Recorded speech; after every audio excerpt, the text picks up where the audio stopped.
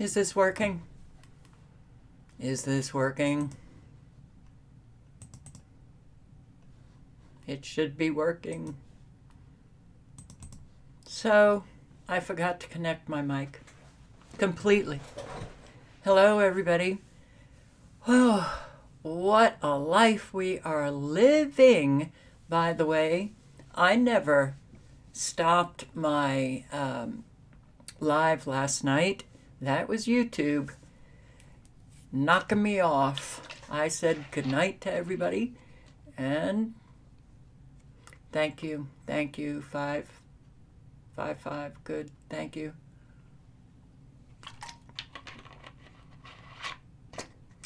So I don't know what happened, but here we are again. Anybody tired? Getting tired? Feeling tired? Chronically tired? Yeah. I hope the delay is not as long as it was yesterday, because I've never experienced a live stream where the delay, spoke to the subscriber here, she said it was about 8 minutes. That's pretty hefty. So here we are again. Here we are again. Good, J. Wims. So hello, Analog Synth Player. Alicia DeMoss, Sandra Pilar Gill, hello. Angelos and Andrew. Justin, hey. James B. Kim Blanchard.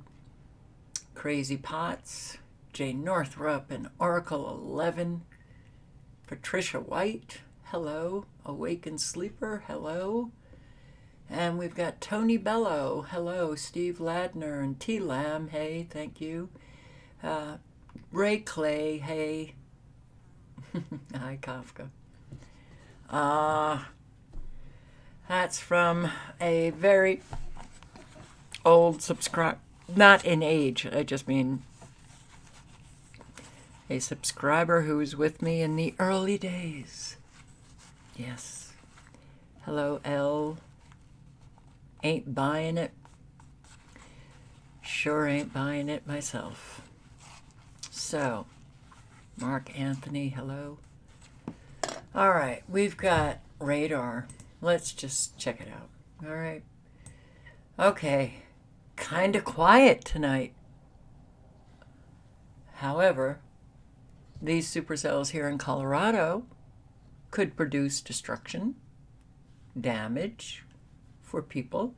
How about these supercells activated right along the coast of South Carolina into North Carolina? Yeah, not good. Look at all of these extremely low frequencies still blasting away in Southern California. And they blast away pretty much 24/7. And that's the way it has been for years. So, look at these in South Dakota. Look at this activation. No, extermination. Nebraska. And Washington State. All right, let's just do a quick look at our fabulous alert site. No tornado alerts, but we have, for Arizona and North Carolina, severe weather. Severe weather. Let's take a look at the counties. Arizona. Didn't see much operating in Arizona. Maybe I just missed it. Okay, well, yeah, we've got the... See, even the tiny little activation of nanobots. Severe weather. New Mexico as well. Arizona, the counties of Pima and Santa Cruz, and Cochise and North Carolina, Brunswick, and Columbus. Pay attention. Oh, this weather is really destroying a whole lot of people, a whole lot of homes, a whole lot of businesses, a whole lot of roads, a whole lot, just a whole lot. But the destruction is, well, I have to say, even though I've been doing this for 13 years, this destruction that I've seen in 2024 in particular, just this year, has been over the top. Our top story, boy, can life change and change fast in a flash. We saw it in that catastrophic flooding just the other day on Sunday. Crews have been working since then to assess the damage in Oxford, and it's a lot of damage. With so many roads washed out, just reaching some areas is a challenge. But for some in town, it's going to be a very, very long road ahead.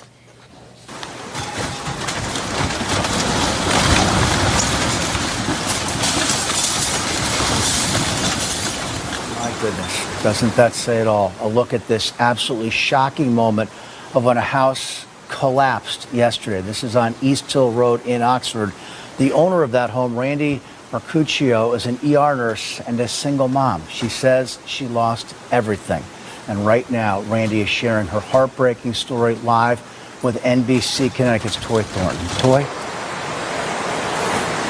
Yeah, Kevin, I am with Mercutio right now, but I want to show you really quickly what we're seeing behind us before we get to that. This is the road that should lead to her home, and yeah, it's gone at this point, and we'll pan up right to the home that you can see has collapsed. And as you heard Kevin mention, Randy Mercutio is standing here with me right now, and thank you for talking with us. I know this has been tough. Nearly 36 hours or so. Just tell me right now how you're feeling. I'm overwhelmed.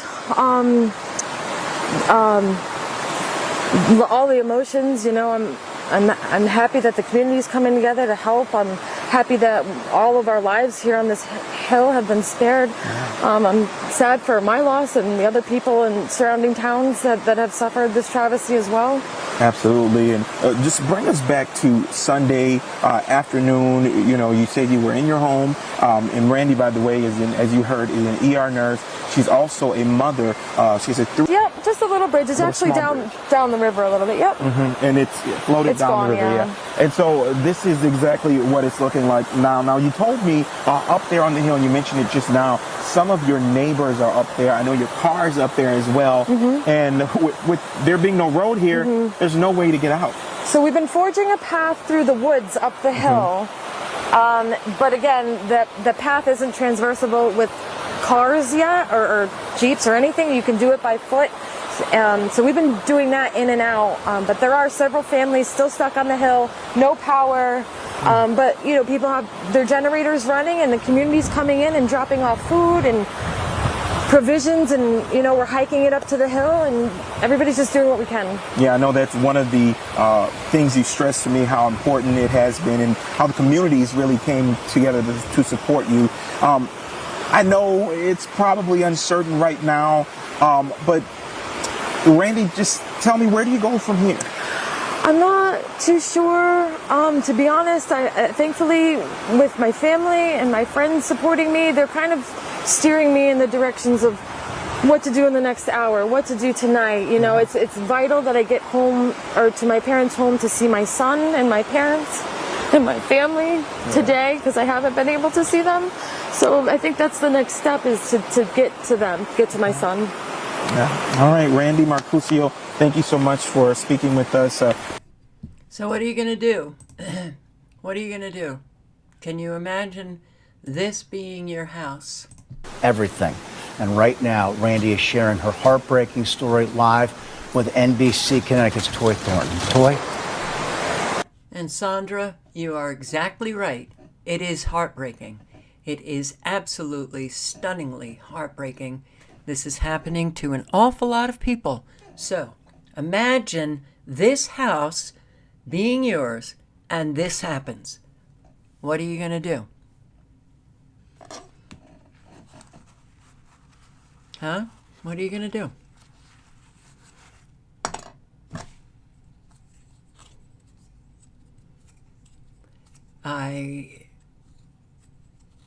She's an ER nurse. Okay, single mother. Oh, all right. I hope you have strong communities because if you don't have family, you don't have, good friends, you're up shit's creek.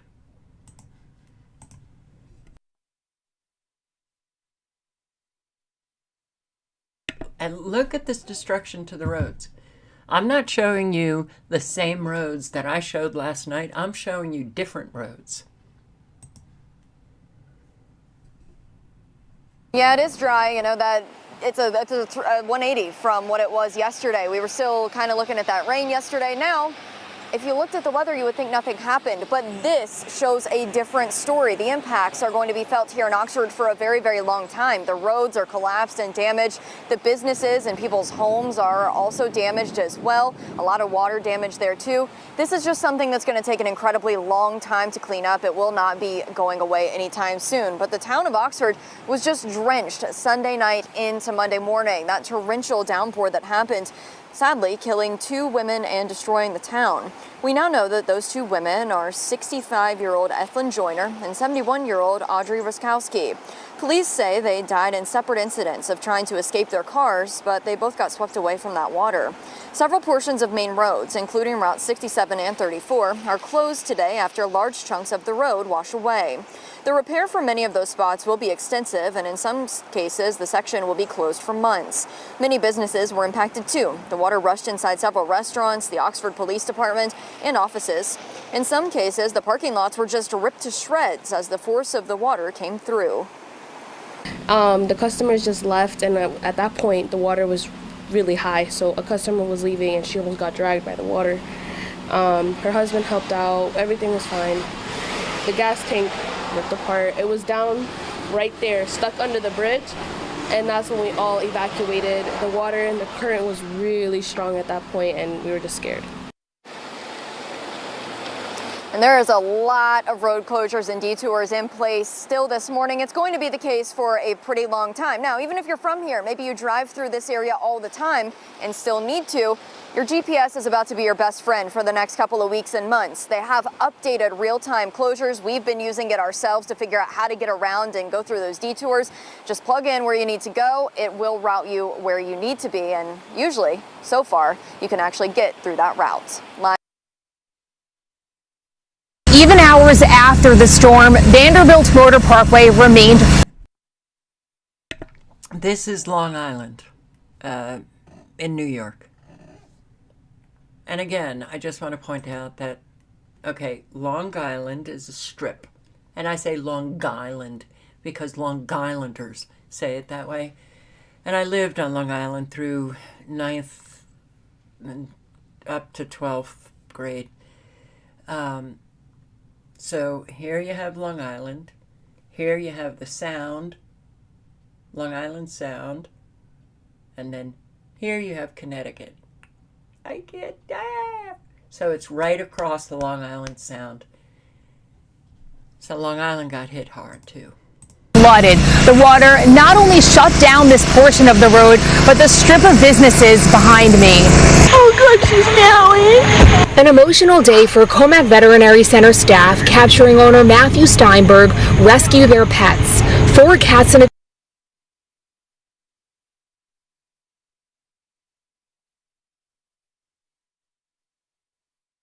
Yeah, this is YouTube trying to tortoise from the flooded business. And not knowing what's going to happen with the business or enough, but if they weren't here, and I think then that would have been much worse. He, like neighboring business owners, dealing with damage from Sunday night's storm. I looked on the camera and realized it was like 5 feet of water inside the bakery.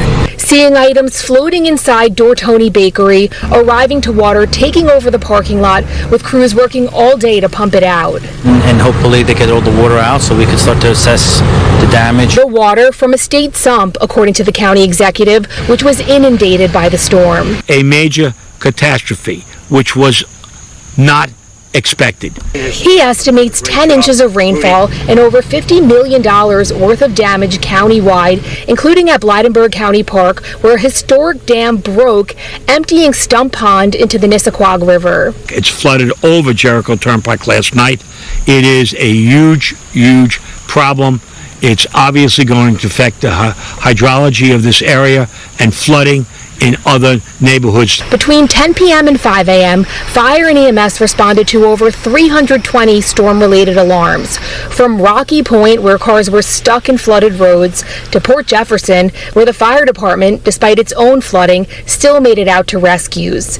And in Stony Brook, Harbor Road collapsed, sending water from Mill Pond at Avalon Park into the Long Island Sound. To see this happen is it's a tragedy.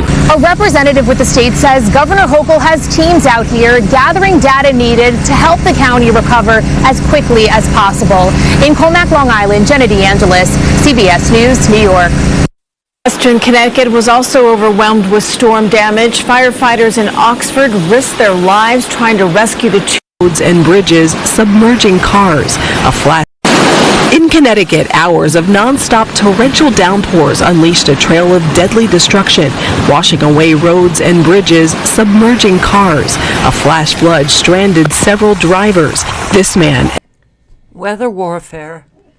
We have been living war for many, many years. I think a lot of you get it, right? Okay. So, and unfortunately, there's a lot of people who don't even question this this kind of destruction is like a bomb hit, right? So, two dams collapsing on Long Island. Two. Not one, two. While there is damage and debris all over Oxford, on one side of town, there are a handful of homeowners still trapped by the aftermath of the flooding. Our team coverage continues now in Oxford, where Channel 3 New Haven Bureau Chief Matt McFarland has been. Hi there, Irene and Mark. This is Jackson Cove Road, one way in, one way out. You got the park down there with the lake. You might be able to see it, part of that road washed out down there. But then you take a look at this. You've got a driveway right over here, just gone. It's quiet, it's great. There's access to the lake down the road. It's a great neighborhood to raise a kid. But since Sunday, Ryan Cochis and his young family have been stuck here. That culvert couldn't flow enough water, so it was coming over the road. Then it caused the water to actually go farther out and erode the hill, and then went behind my culverts and dug out behind them, taking the culverts down the river with it.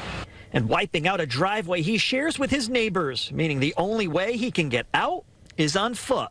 Gotta walk across my backyard, jump over a fence, through the neighbor's yard, down the hill and down their driveway.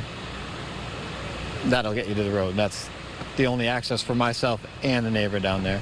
Ryan tells us there is another neighbor further down the washed out road, a road that crews have been working on all day. As for his family, he says he went grocery shopping the day before the storm, so he's got a week's worth of food, and friends have been dropping off gas for their generator as utility crews work to get the power back on. It's just been very quiet.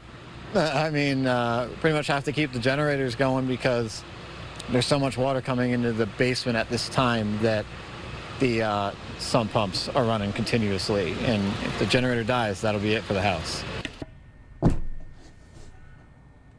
All right, so I did see a comment that I'd like to read. It's Kim Blanchard. After Beryl, I need roof repair, or actually probably a new roof, but my insurance company has never contacted me. I will find a way to pay myself. Subscribers, yeah, they too getting hit. I've had a whole lot throughout the years. Flood destroys Newtown home that's been passed down for 6 generations. And there have been countless birthday parties here, holidays, even weddings at this picture-perfect red house along the river. Now the property is in shambles after the area was flooded in just minutes. This one's from the house years ago.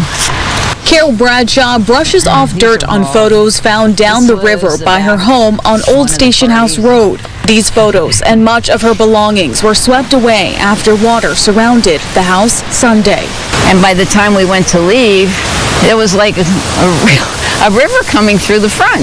The foundation of the home and detached garage now gone. Floors collapsed. Heirlooms and memorabilia from the last century washed away. My great-great-grandfather originally bought the property. It was used to set up a tent and swim during the summer. It was a campsite first, then a little cottage Carol visited with her parents on the weekends. Carol then took over the home from her uncle, becoming its caretaker for decades. Here, and I thought I was going to stay here a couple years, but it's been 55 years. We never left. We raised 6 kids in a little house. This was our front yard. There was a big garden bed right here. All of the water eroded the property, leaving rocks instead of grass. A tree later fell onto the home, splitting it in half.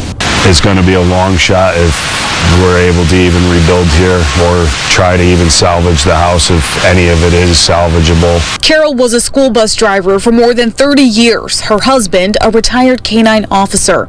They dedicated their careers to the community, welcoming the neighborhood to their home with open arms. Everybody felt at home here because it was someplace that everybody came to. They hope to save the house, to bring it back to what it once was. Right now it's just a hustle to find everything we can to salvage 100 years of family history. That hurts. It hurts. Home and businesses destroyed. A whole lot of destruction. I mean, this is what Vermont was experiencing not too long ago. Their roads smashed to bits and bridges and people cut off. This is going on all over. All over. Okay, so...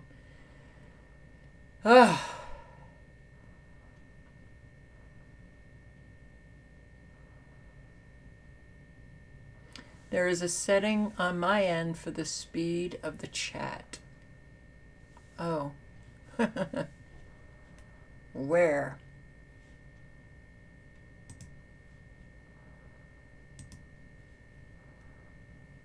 Where?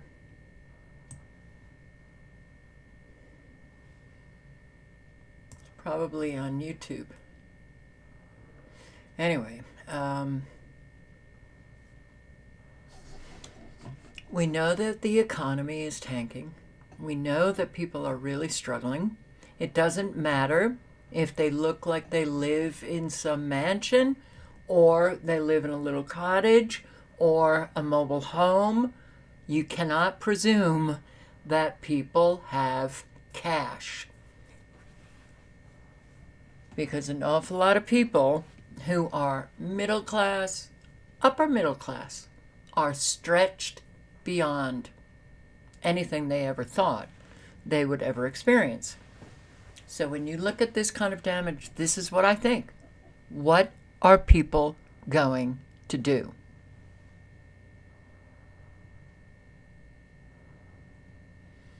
Yeah. He can cry me a river because I could not care less about a retired self-proclaimed hero. Her husband, K-9 officer.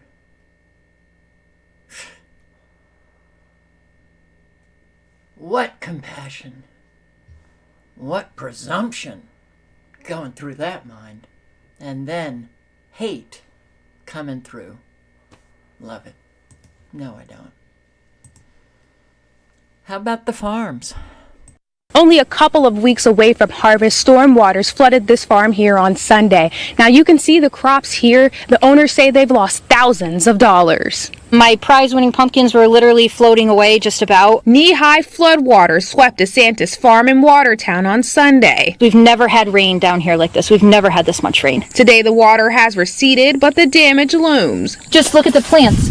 They're covered in mud and they're drowning. They're gonna drown. She says they've lost at least an acre of crops on their 40-acre farm that grows food for wholesale in the local community. This is all underwater completely, just about up to here. The pumpkin and squash harvest ruined with irreversible damage. Oh, thousands and thousands of dollars. Thousands. I mean, this is what my pumpkins are sitting in right now. They won't survive with this. they'll rot instantly. Their tomatoes also impacted. We're trying to pick as much as we can, but they're already cracking just from the rain. But the full impact isn't known just yet. My tomato plants look okay over here right now, but within a day or two they're going to start to turn yellow because they're literally drowning. We just keep trying to pick what we can, and a few days will really be the telltale sign of how bad it is. As for what's next, the owners say they are going to take it day by day, but they have crops and other areas that they still need to check out. In Watertown, Sydney Boyo, NBC Connecticut News. So the flooding also devastated certain roads and properties in Southbury. NBC Connecticut's Melissa Cooney standing by live at a farm that sustained acres of damage. Melissa, what are you seeing there? That's right, here at Kathy's House of Chicken, the property looks very different right now than it did 24 hours ago. Typically, this will be covered with a lawn. There is an ingrown pool and a pavilion. Right now, it is completely washed away. Almost looks like a beach or a desert. And just for context, that blue house that you see behind me, that was not visible before this rain because it was so woody in the area. Now, a lot has been moved on the property. For example, a trailer that was where I'm standing moved all the way over here to my left. Now there's two other trailers where that came from, as well as a barn. Now in that barn, the owners say there were hundreds of chickens who did not make it. This was the foundation. That's what's left of my barn. Kathy's House of Chickens in Southbury is now unrecognizable. All of the lake water and everything came running right through here and wiped everything out in its path. Kathy Dimner lives and works on the property. She says she was awoken around 1 in the morning to a noise she'll never forget. Water gushing everywhere and the sound like the house was shaking and buildings collapsing. The property sits next to the Larkin State Bridle Trail, which is indistinguishable today from all of the erosion and landslides. If you see the tree line here, that's how high the water was. The Dibner family's barn, in-ground pool, pavilion, boat, dump truck, motorcycle, and snowmobiles are just some of the items washed away and lost in the surge. The most valuable, both for Dibner's soul and her livelihood, are all of her poultry lost. I am absolutely devastated.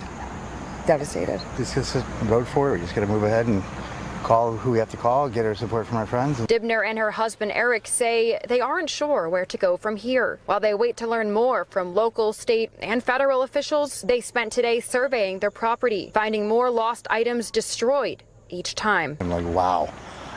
Pictures do no justice for the damage that's done here.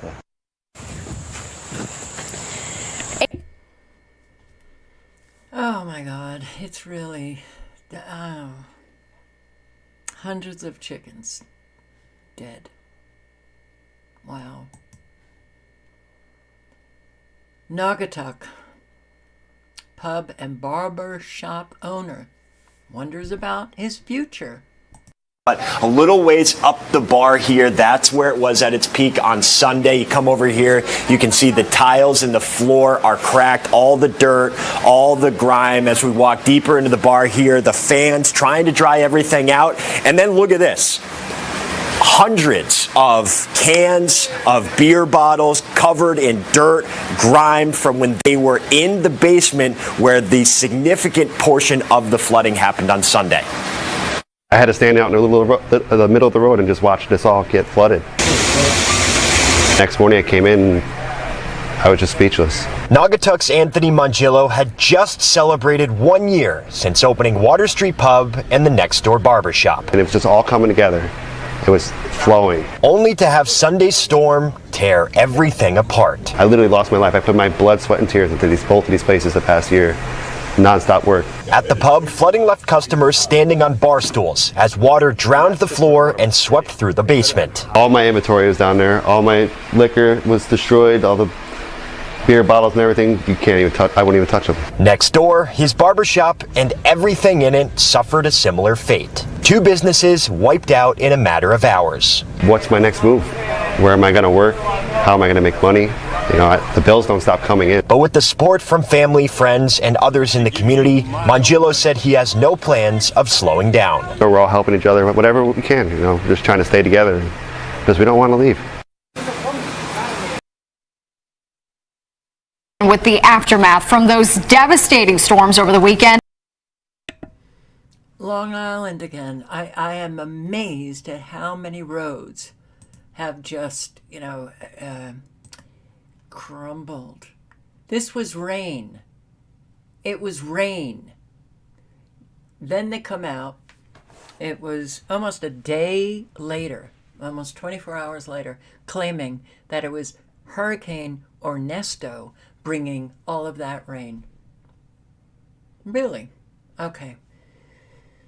Wow, man. Oof.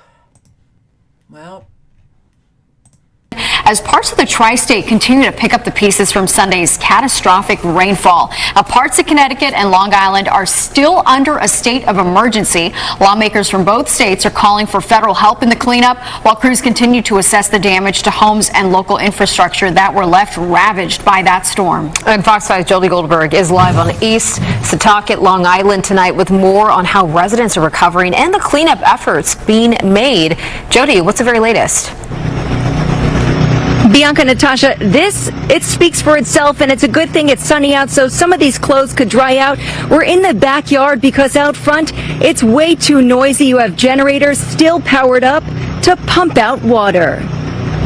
Their life is on their lawn and their basement. This is just one room, and it's a disaster. Is where the water went. The Nemeth family is trying to salvage a lifetime of memories. I don't really care about the clothes. That's not a big deal. It's the memories. Sunday night's unprecedented rain forced the family to move out. My bedroom floor is all bowing and the wood. It leaked up, and it was leaking up into the first floor as well. They have flood insurance, but it's too soon to know whether the damage will be covered. We have no power, no running water. We have nothing. It's going to take months. And George Echeverria, who lives next door, isn't cleaning up anytime sooner. I'm broke. I don't know what I'm going to do. The sound of pumping out water is something he's getting used to. The water went this high. You can barely see the door still. The Nemeth and Echeverria families are dealing with even more damage than most because they say the drainage system on the property of Stony Brook Hospital collapsed, forcing water right into their homes. And there was no slowing down the river that washed into Echeverria's basement. 9 feet of water. He just moved in a year ago and never bought flood insurance because this area in East Setauket isn't considered a flood zone. I'm a father of 5. I've always told them, you need to work hard for what you want. Never be weak. So I always consider myself to be nice, strong. I'm broken. As for the Nemeth family, they're cleaning up and trying to stay afloat. It's heartbreaking. All our memories. I mean, that's it. My wife said it. It's the memories. It's those pictures, and we love our house. Adversity makes us stronger. People are feeling broken. It's too much. It's just too much. So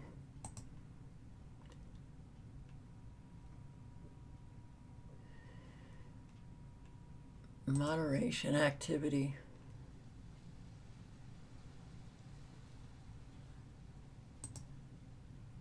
I don't see any place where I can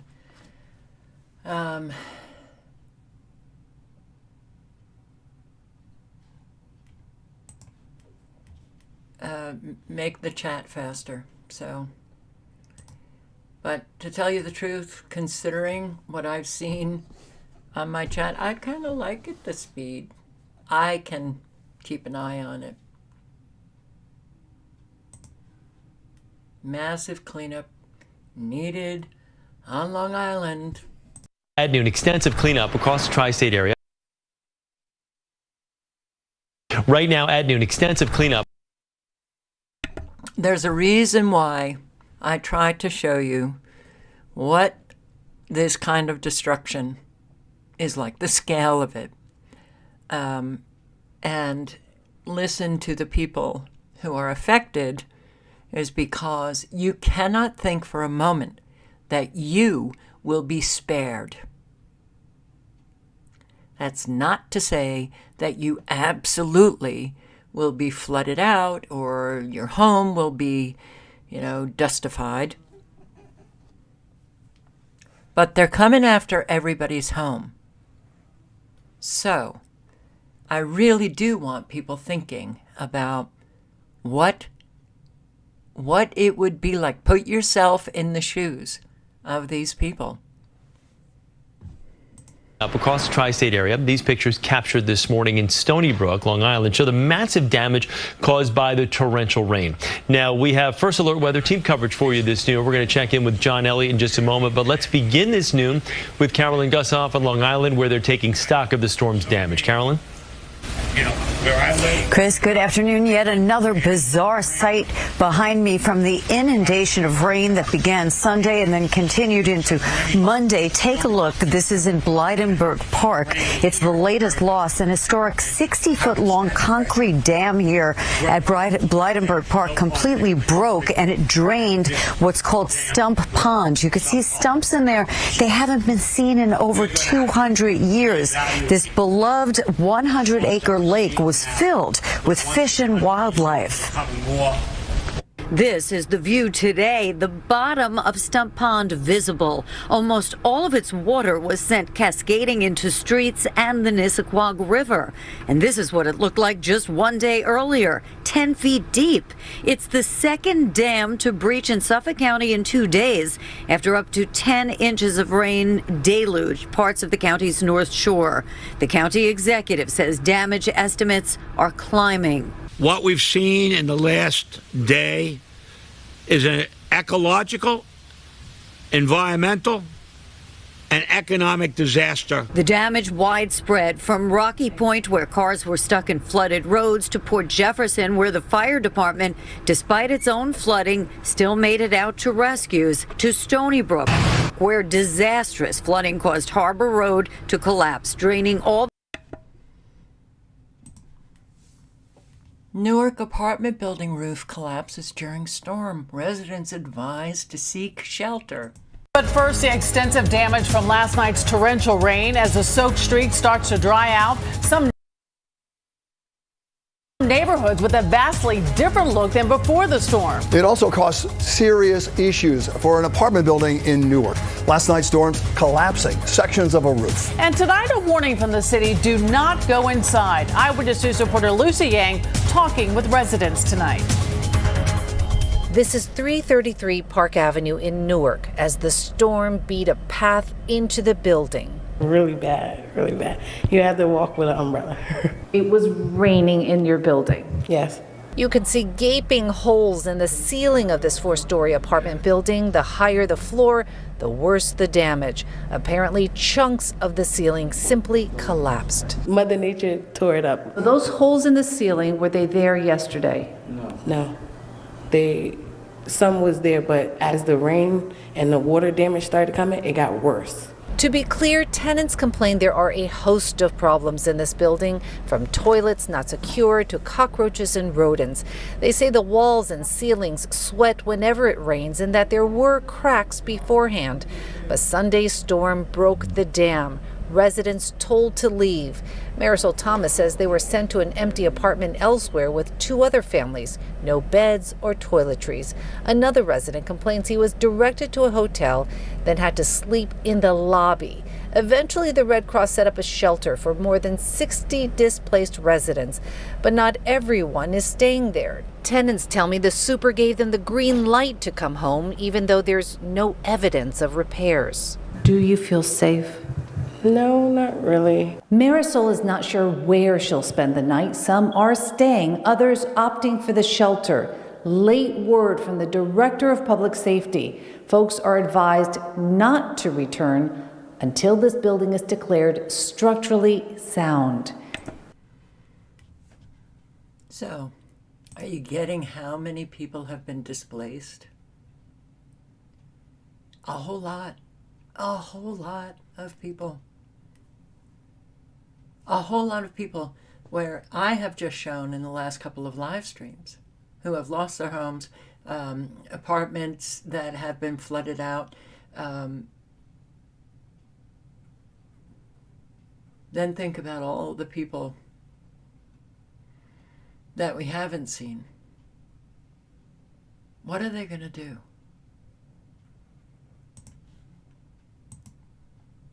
Residents in one of Colorado's newest communities share concerns about utility.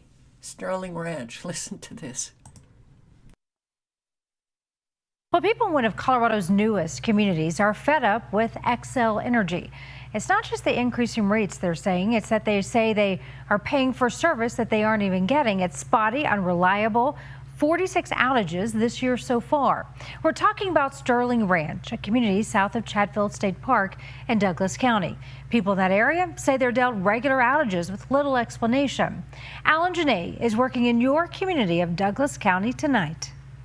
Well, just Friday, with the power out to this business behind me for about 5 hours, they had to shut down. This community has about 2,500 homes in it already, but it is still only about 20% built out, which means people are worried about power today and into the future. It's a community where there seems to be plenty of power in the sky this summer, just not consistently on the ground. Sterling Ranch is clean and new and at times in the dark. 3 times now, cut our power off with no notice for a long period of time. We're kind of tired of just no notice. Bobby and Patty Clewine came to the meeting in a local gathering place to get some answers, as did Linda Amato. First 4 years, 3.5, 4 years, we didn't have any power outages at all. So it's been the last year or year and a half that we've seen a significant increase. We just start by saying that we are hyper aware of this issue. And with Xcel Brass there, they wanted to know what's up. I would best describe it as multiple different reasons. There's no single reason. One resident cited how many more outages there have been compared to a typical community. So that's 1,100% more outage than the average city of the United States.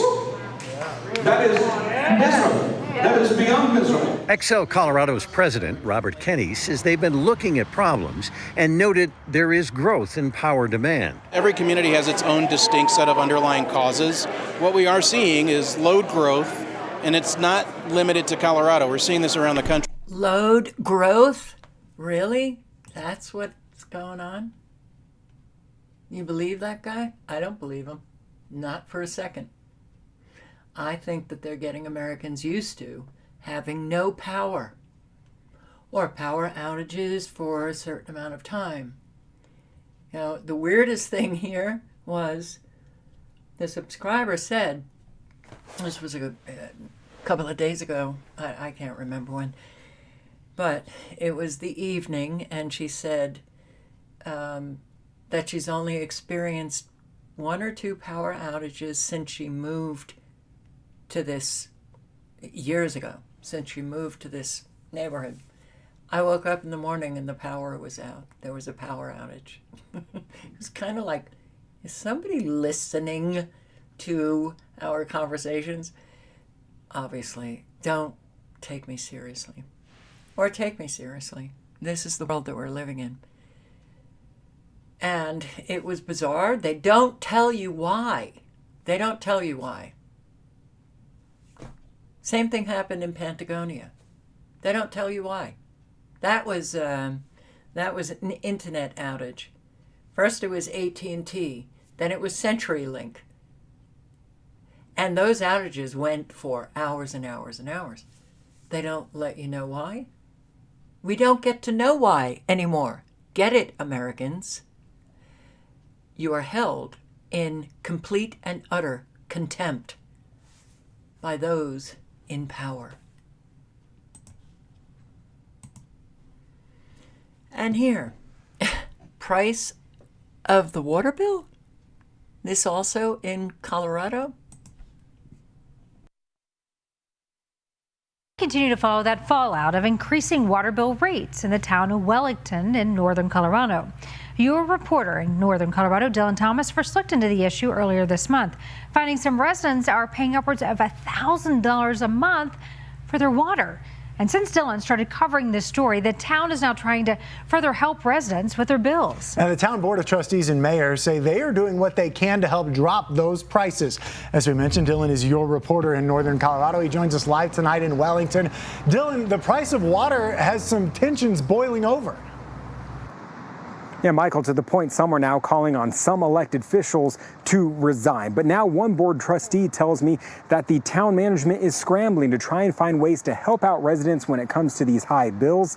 And while she did get emotional during our interview talking about how difficult this time has been, she also stood by the town's message that the reason the water bills are so high are because people are simply using too much.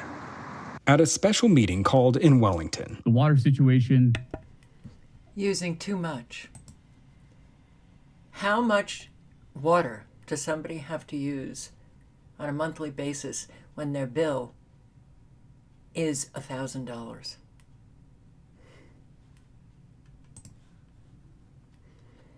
Do they have a car wash? It's not great. Wellington's mayor acknowledged some are seeing astronomical water bills of late, but blamed a poor contract with a water provider and years of failure to increase rates as the reasons why. Right now, we are between a rock and a hard spot. There's no doubt about that. Years and years led up to this, and we are here fixing that. But some are now starting to panic. We're looking at almost $1,700 in water. There's reasonable concern about the significant difference between water rates in the town of Wellington and surrounding municipalities. I respectfully request for the mayor of Wellington and the town administrator to resign from their position. It's been a rough conversation. Trustee Rebecca Daly says only 6% of residents are being charged the highest rate, and the town is willing to investigate why, saying investigations thus far show no issues with the meters. So I think people might be using more water than they suspect. There was an issue with the smell of the water in Wellington. Sure. Then it became the quality of the water in Wellington. Now it's the price of the water in Wellington. Why does this seem to be a problem that is so central to your town? Wellington is a growing community, and we're looking for alternate sources for water. We've improved the infrastructure, and we're about to open up 2 new treatment plants. But Daly says that comes at a cost. This is such a difficult situation, and I'm sorry, that's bullshit. It's a growing community, and people may be using way more water than they realize. $1,000 a month, $773 a month.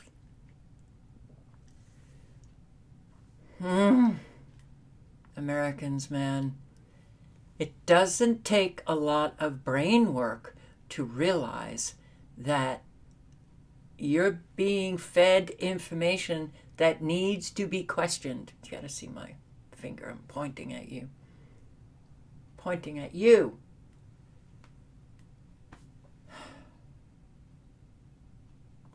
So many people they have no respect for themselves. They listen to all of these lies.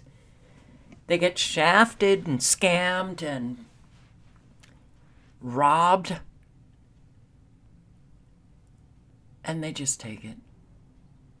Well, I have to be nice because, people will not like me if I'm not nice. It's time to start being not nice. You're being destroyed, okay? We're at war. You're being destroyed by your own governments, by your utility companies, by the weather terrorists, by the, Fed. It's time to appropriately respond. But I don't think we're going to see that.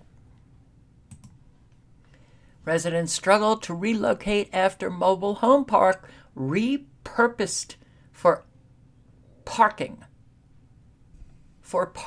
spots. Residents of a mobile home park in Mill Creek Township only have a few weeks to go before being forced out. Tyler Gallagher went to the neighborhood today and has more on that story. Tyler. Thanks, Jen. After new ownership took over the trailer park, residents were given a deadline to leave their homes to make room for new construction taking over the neighborhood. A little over a year ago, Mere Village LLC bought the Village Mobile Home Park off of Westlake Road. This January, the new owners, who also own Waldemere Park and Waterworld, gave park residents evacuation notices requiring them to either leave or move their mobile homes by the end of October. Waldemere's president says the land from the neighborhood will solve an important issue for the amusement park. We've learned after this summer that we need more parking on busy days for Waldemere, so we will at this point just start preparing the land for next summer to have excess parking. He says Waldemere has already started using that land for its intended purpose. Waldemere has already started to use a lot of this land in the trailer park for overflow parking, which the president says helps them out on busy days. Neighbors say the owners have already started demolishing abandoned homes to make way for the new parking lot. No one's taking it well. Nobody. You can't take it well. I mean, it was a very nice place. I mean, in losing it, most of these people that live here have been here from like the beginning, a lot of them, and they were going to die here. Tomczyk and his wife come up from Pittsburgh during the warmer months and have owned their mobile home for over a decade. They say they will not be looking for another place in Erie. I couldn't find a place to put this, and so no, I'm just going back home. Waldemere's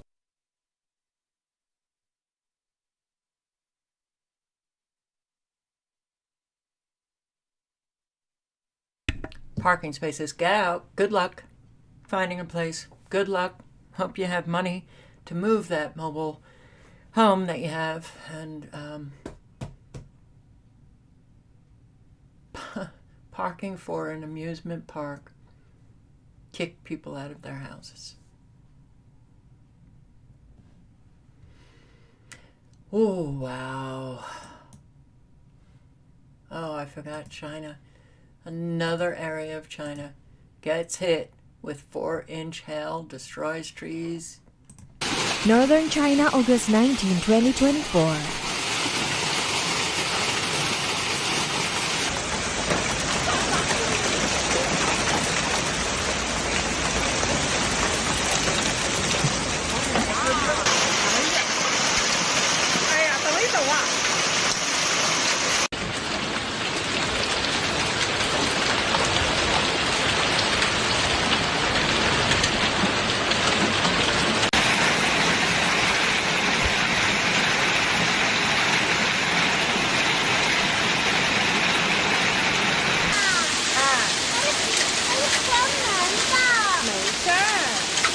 Persistent rounds of severe thunderstorms over the past few weeks have pelted northern and eastern China with large hail, strong winds, and destructive floods. Multiple rounds of severe thunderstorms across northern and eastern China left behind a trail of damage after unleashing torrential rains, damaging winds, and reports of large hail.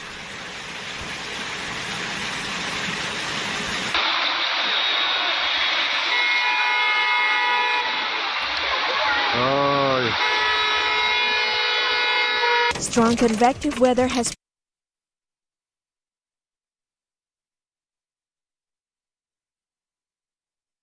been frequent in the northern and eastern provinces recently. This afternoon, hail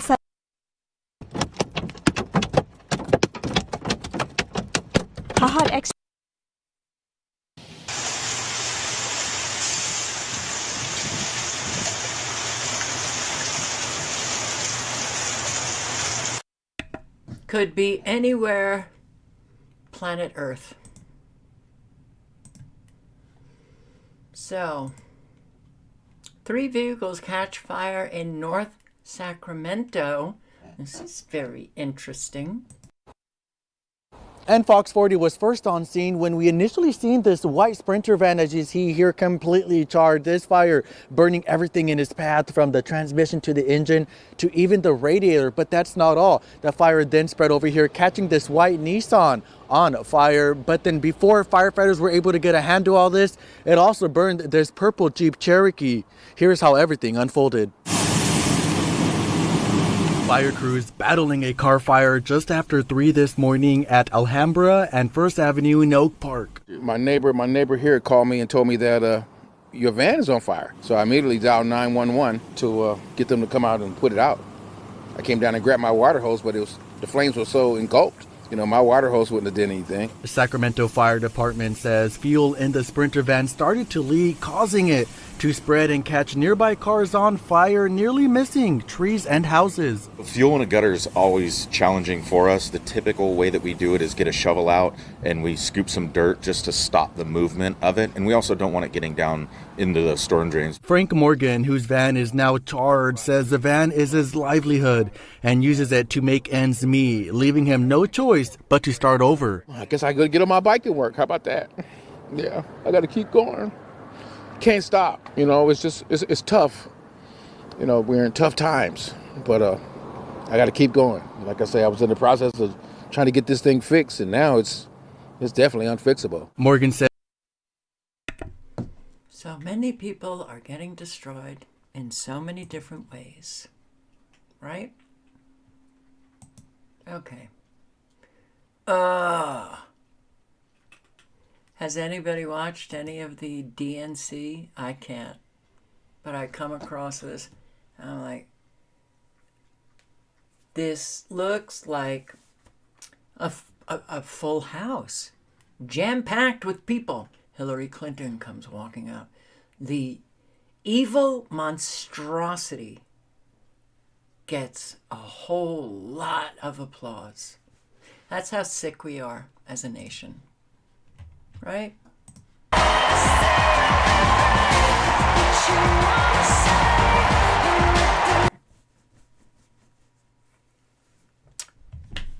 Oh, it's so tiring. It's just so tiring. I can't.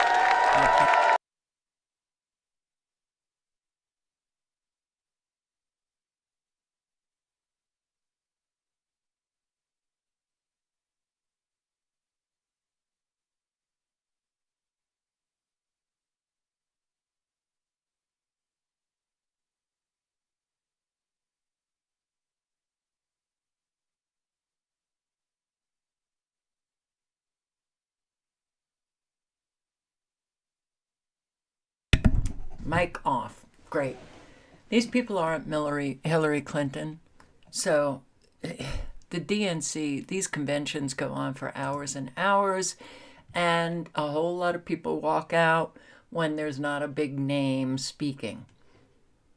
The Democrat Party, the country will not survive. The country will not survive. But these evil sheet heads, they'll survive. We won't survive.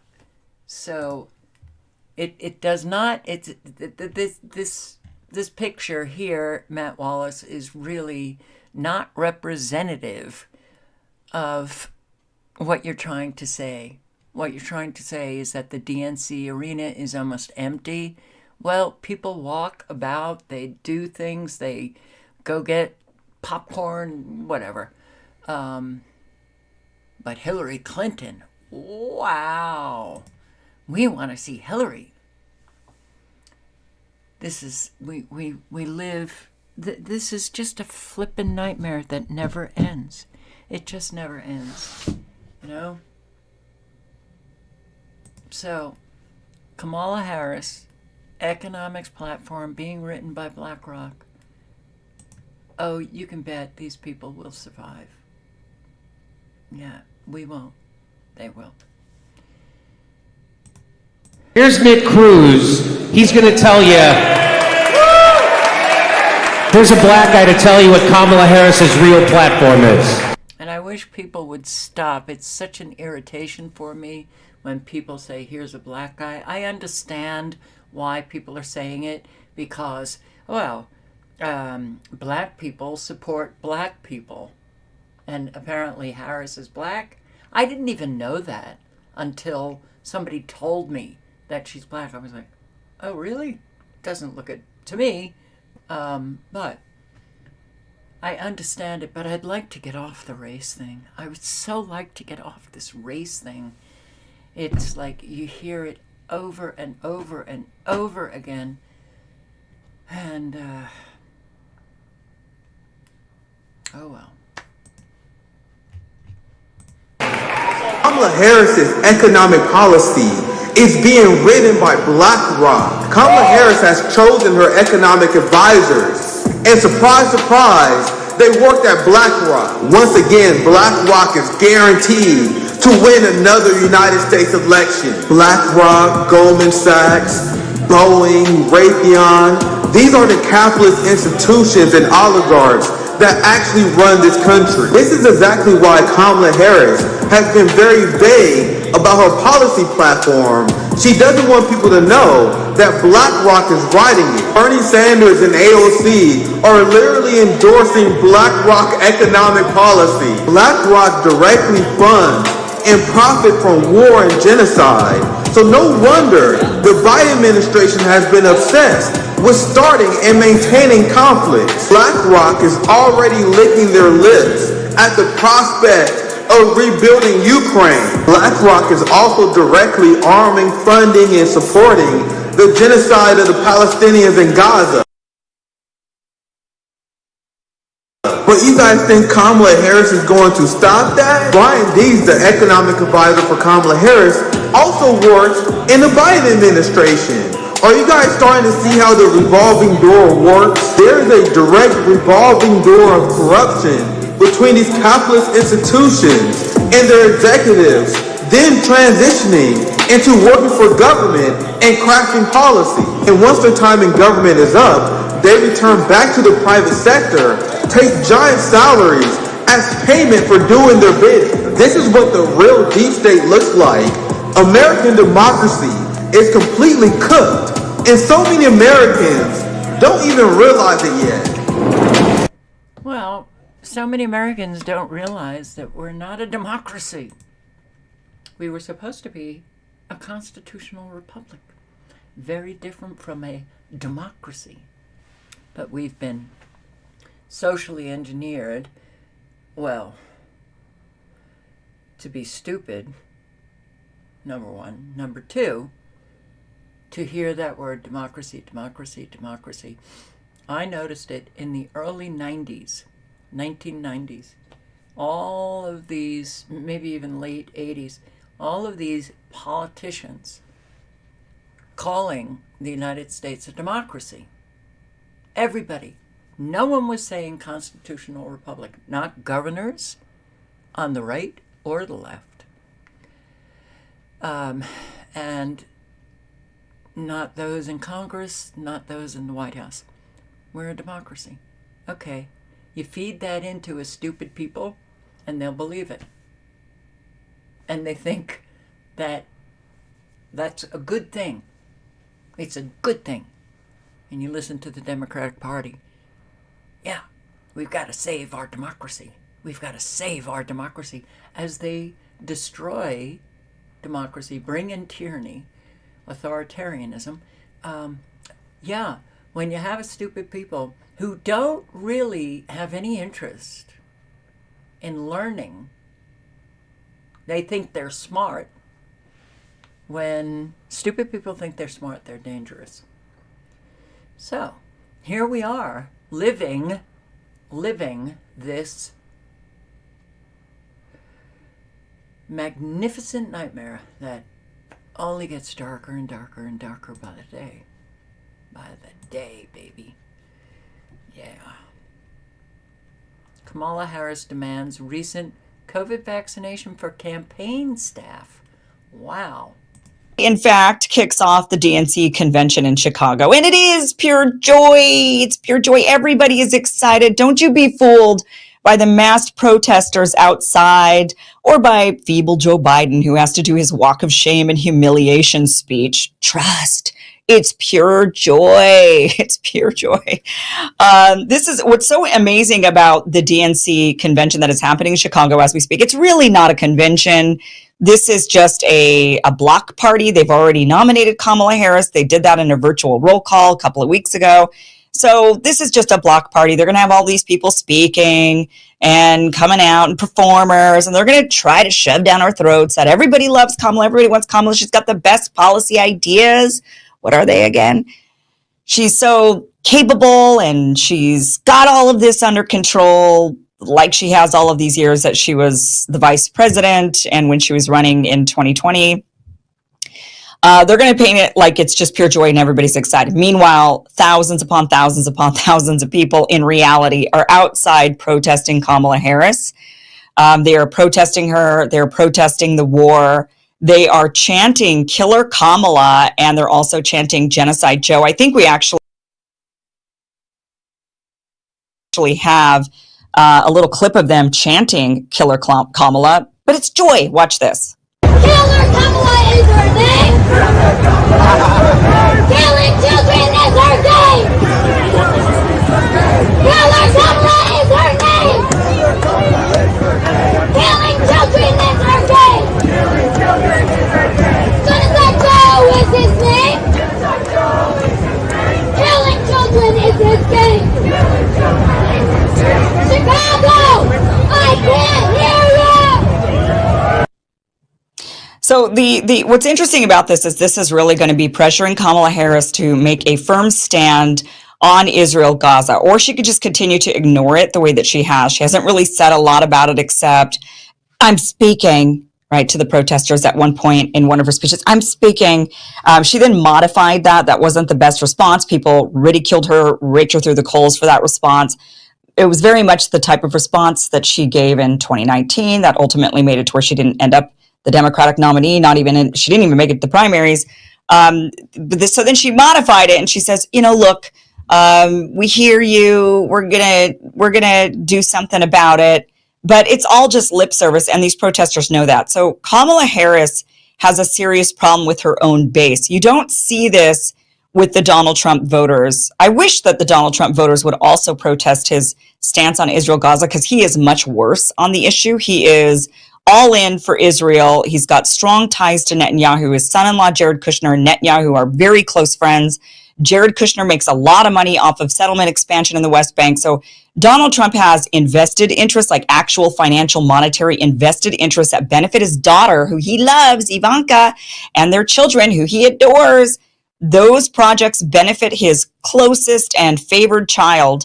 And so Donald Trump has a much worse stance when it comes to Israel-Palestine, no doubt about it. He's done so much for the state of Israel and has done so little, in fact, done the opposite for Palestinians, really harmed the Palestinian cause. But we don't see the protesters out there for Donald Trump, but we are seeing them for Kamala. And yet, nonetheless, they're trying to tell us it's joy. It's joy. Everybody is so joyful that Kamala Harris is the nominee. It's just pure joy.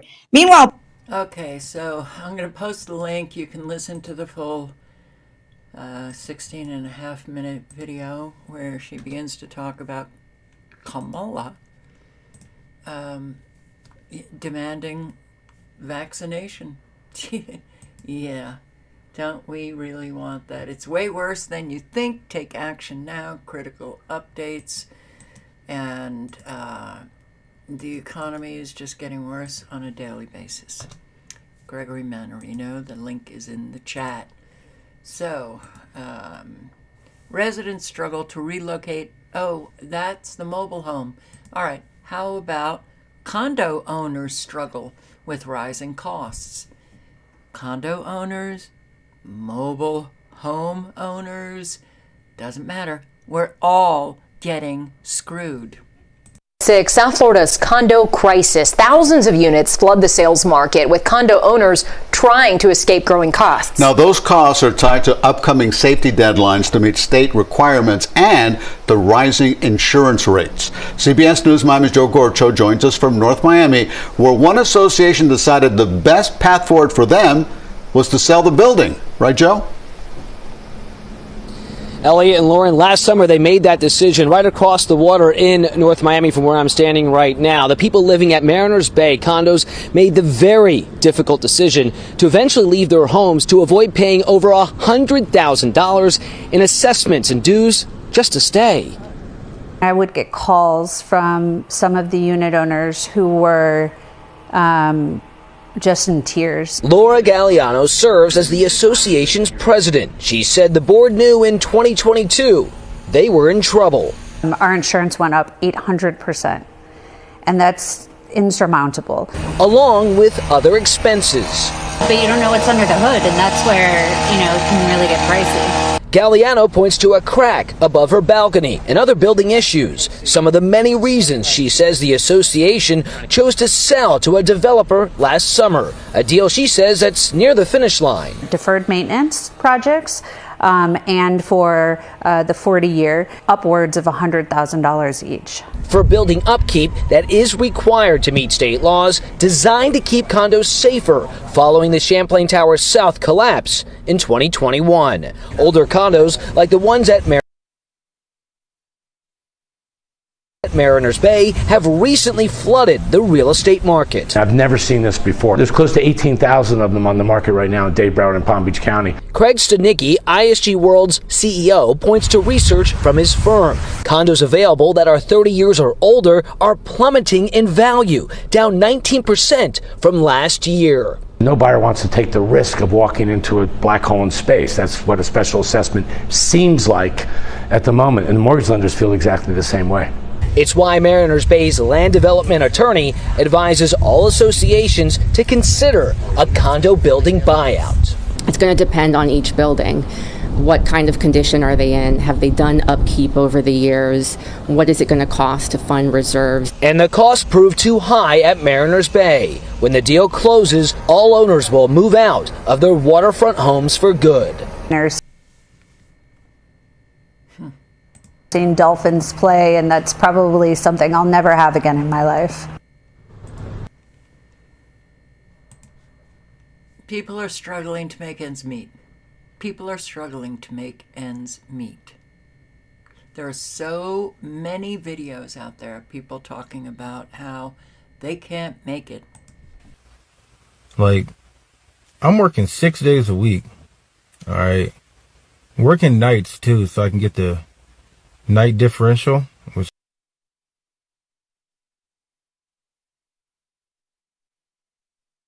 is extra like $4 an hour. I'm working 6 days a week and I can still barely make ends meet. Now I live in Denver, and Denver is expensive as hell. I mean, I'm paying $2,500 plus to rent a 2-bedroom apartment. And after you throw in utilities and everything, I mean, I can pay anywhere between $2,700 to $2,800. $3,000 for an apartment? Come on. Like, I feel like that's 2 mortgage payments. Now, granted, I have a lot of amenities and stuff. I got a pool, the weight room and all that. But I got to pay a dog rent fee too every month. Like, that shit is insane. And then once I pay for the place for me to live in, I got to worry about everything else. Shit, like grocery shopping. I mean, I'm not a single man, but I live on my own and I love to cook. But it's not worth it for me to go to King Soopers and get all the ingredients to cook a meal, and get on the ingredients to cook one meal costs $25-$30. I might as well just hit Chipotle on the way to work or stop somewhere to get food. It's the same price now. It used to be cheaper to go get your food from the grocery store and then come back and cook it. Now, I really don't think it is. And if you have kids, my daughter, she's 9, she's in school, she's 10 now, and she's in school, so I don't have to worry about paying for that. But my son is 4, and daycare, they wanted $1,200 to $1,300 a month.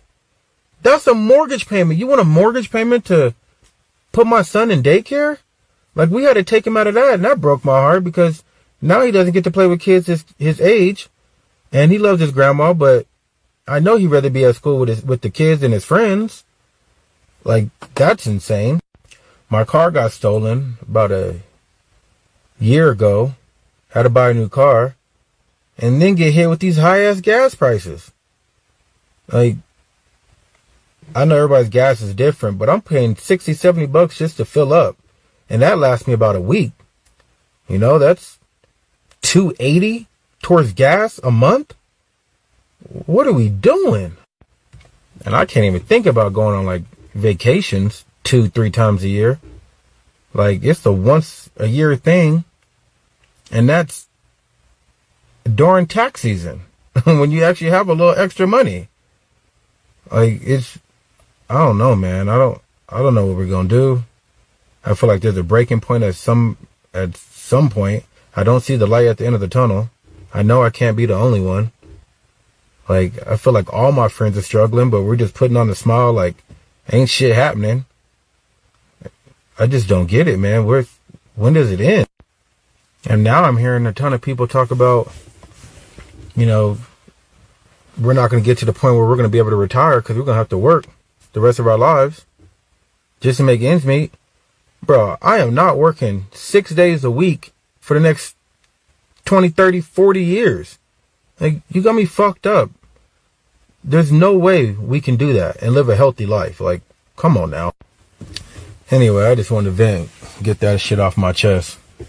So anyone out there that's struggling to, you know, living paycheck to paycheck damn near, I guess just keep going until we overtake the government, which that shit ain't gonna happen no time soon because we can't get our shit together to be one. So, yeah, I don't know, man. Good luck. It's hard out here. Shit. Stay safe. We can't get our shit together to just be one and go after the real enemy. Instead, we're just going to fight a whole lot of our fellow Americans that, yeah, I'm going to post a link. There's a lot of people who are really hurting, talking about it, not pretending that things are just swell. Thank God. Safe. So this is not to be pessimistic. I'm just a realist. But do not feel bad for doing what you have to do in this economy. I've been seeing people post about how they had to give up their new car or how they had to go back to a 9-to-5 after doing entrepreneurship, move back in with their parents. And I know that it sucks.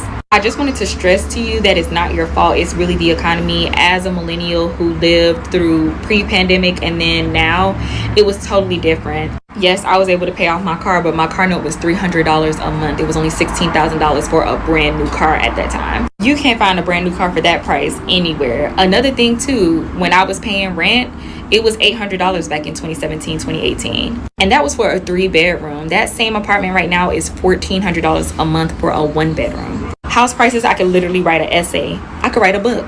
The interest rates, of course, were way lower, but the house prices were not crazy. I bought my house for $165,000. The houses in my neighborhood right now are going for almost $300K, which is crazy. I say all that to say you can't take accountability for things that are just simply not your fault.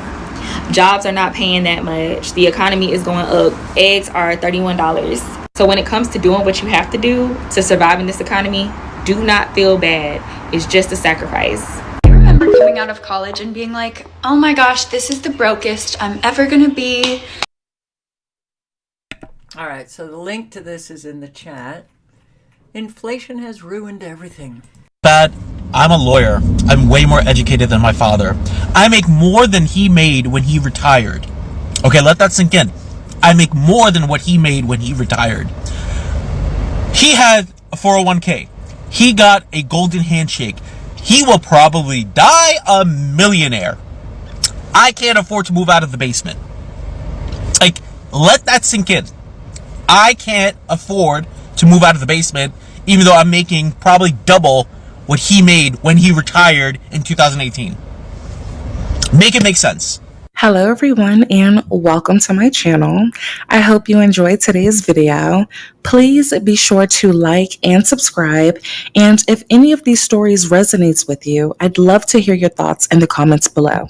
Now let's get into the video. If you are not struggling financially right now, then you need to consider yourself completely blessed. Like, don't even consider yourself. You are completely blessed. Like, every time I check my local mom group on Facebook, I see requests or people asking where they can get some financial assistance to pay utilities or assistance with rent. And it's concerning because these people are working full-time jobs and they just can't make things work right now. For example, this morning, a woman posted she's an RN working 2 jobs and still is struggling. I know we're all complaining about how expensive things are. For me, personally, like my car insurance doubled in August. I was paying around $140 a month, and now I'm paying $280 for 2 vehicles, and I'm one driver. And I have never had a claim. There was no reason for the increase other than they just increased me. On top of that, Florida Power and Light rules the entire state of Florida now. They bought out Gulf Power, and since then, all I ever hear about from people is how astronomical their utility bills are. Everyone is trying to find ways to save money. But as soon as we save money in one area, something else goes up. So it's just kind of like we're sliding this scale back and forth, and it's actually like increasing. We're never saving, no matter how hard we try. Like, I stopped eating out with my kids. Obviously, eating out is super expensive, but I went almost a month no eating out, and it was still a struggle. And if you made it this far, I don't mean this to be like a pity party thing. I'm figuring it out. But last Friday, my birthday, my boss cut my hours in half. So yeah, I guess this is also like a PSA to people who aren't struggling right now. Don't be tone deaf, because you never know what's going on behind the scenes. If you start to notice behavior changes and lifestyle changes, I can promise you it's because people are being proactive, or I don't know, maybe reactive to their financial situation. It's just a mess. Can we talk about... Okay. I would love for people to stop saying things like, well, I don't want you to think this is a pity party, or, oh, sorry for being so negative. Real. We need to get real here as Americans. We need to start speaking the truth. And you don't have to, make, apologies for it. Wow. But a whole lot of people don't realize that this is all intentional to literally destroy people's lives. Oh, and yeah, there's more. How about food inflation reality? All right, I'm going to post a link to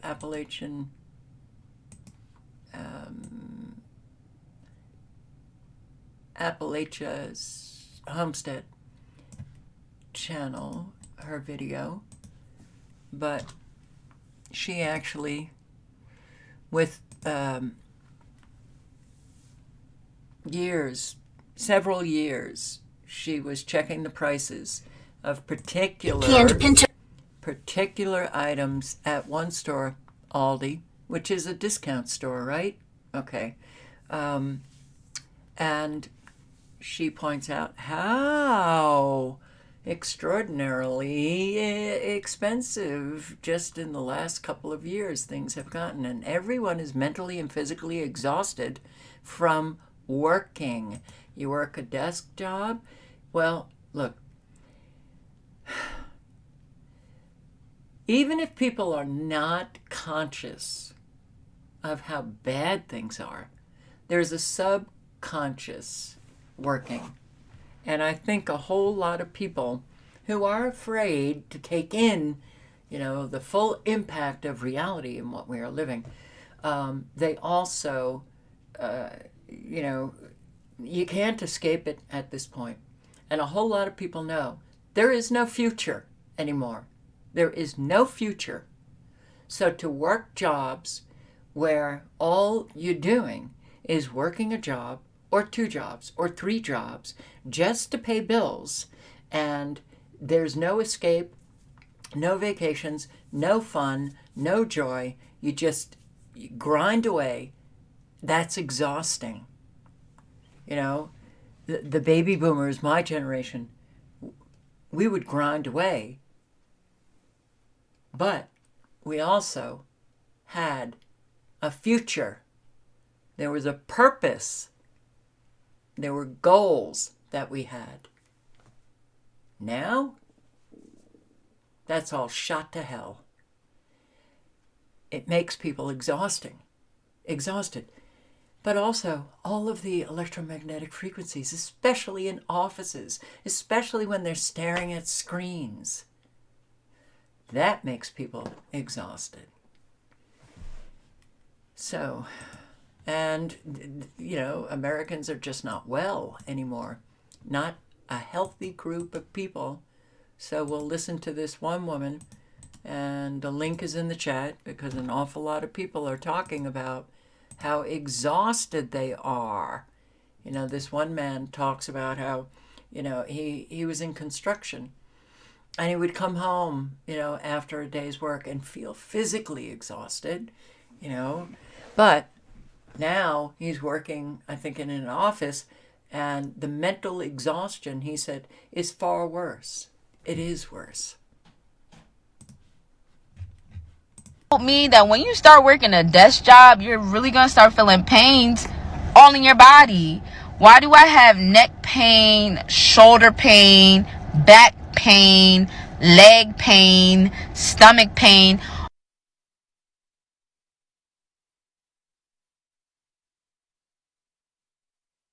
All from sitting down, like at a desk job.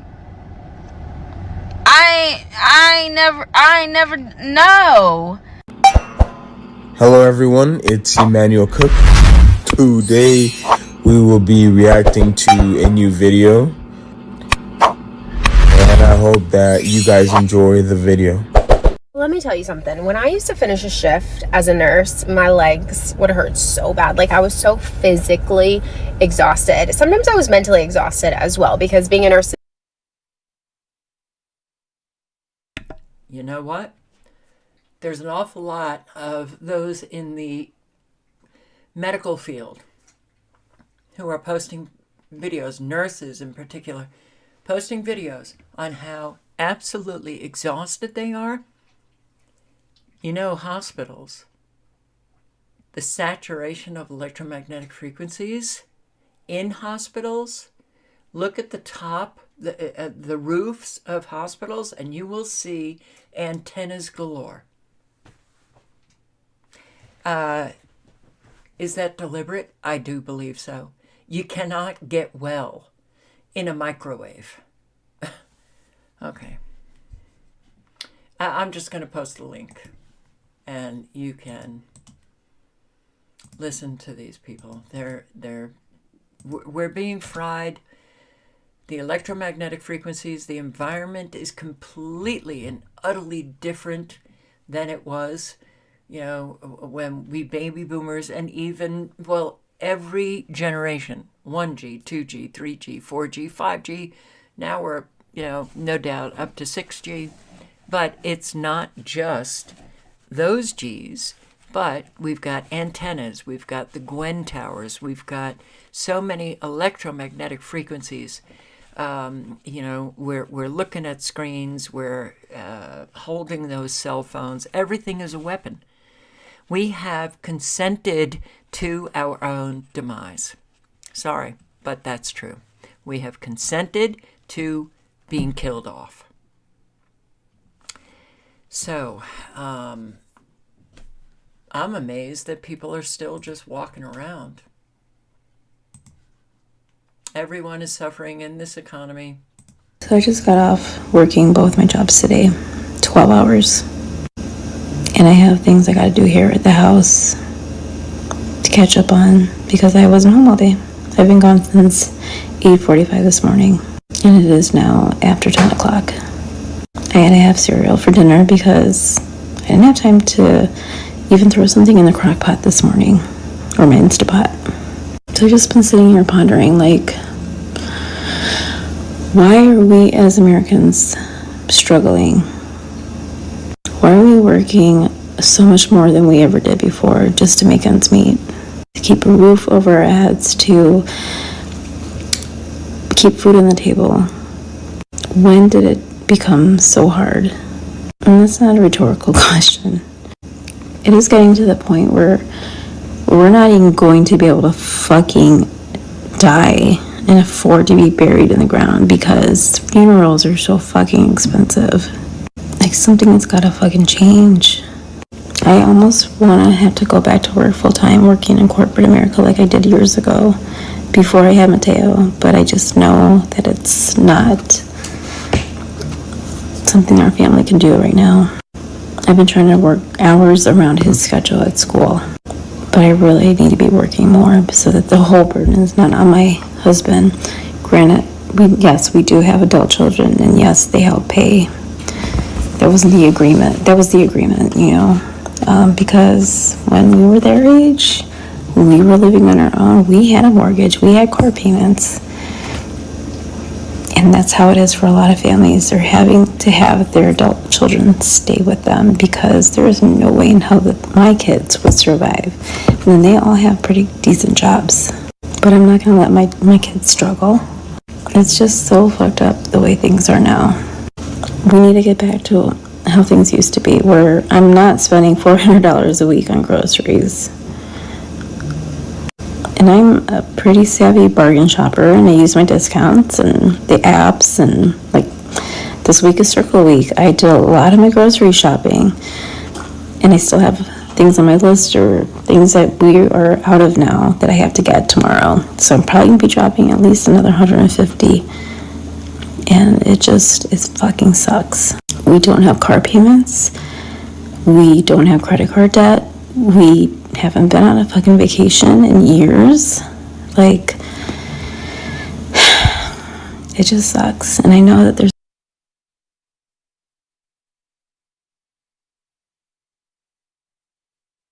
still have things on my list or things that we are out of now that I have to get tomorrow. So I'm probably gonna be dropping at least another $150, and it fucking sucks.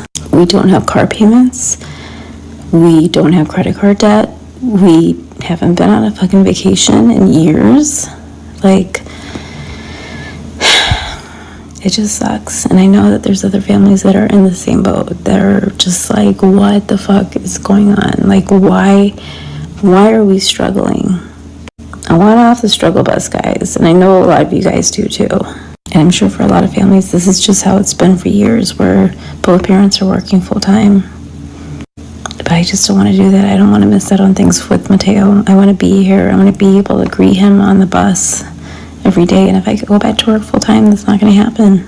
But if I want the benefits and health insurance and all that fun stuff, because my husband's job doesn't give him that, it's there, but he would have to pay like $800, $900 a month out of his check just to have an insurance. Like, no. So I don't know. I'm exhausted. Something's got to change, guys. Like, why are we as Americans struggling so much in this country now? Who can answer me that question? Because I want to know. We need to change things. We need to get things back to the way it used to be.